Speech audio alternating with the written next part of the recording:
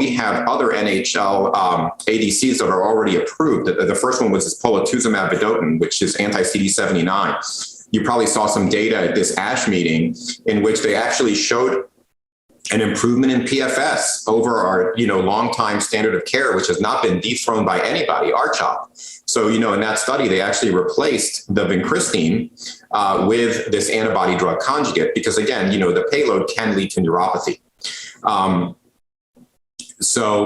We have that drug. We also have Loncastuximab tesirine, which is an anti-CD19 ADC. That's also, been incredibly impressive in terms of the responses and the durability of responses in relapse refractory non-Hodgkin's lymphoma. I should also say that one other, thing that's notable about this combination is if we take a look at any of our ADCs that have an anti-tubulin payload, there's a couple things that we tend to worry about in terms of AEs. So one of them is potential liver toxicity, and the other one is neuropathy.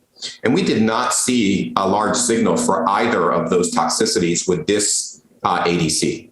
So again, I think that safety and efficacy profile does lend itself very well to potentially be combined with some other therapies. So I'm sure we can all conceive of, several rational combinations that could be well tolerated and efficacious, in this high unmet need population.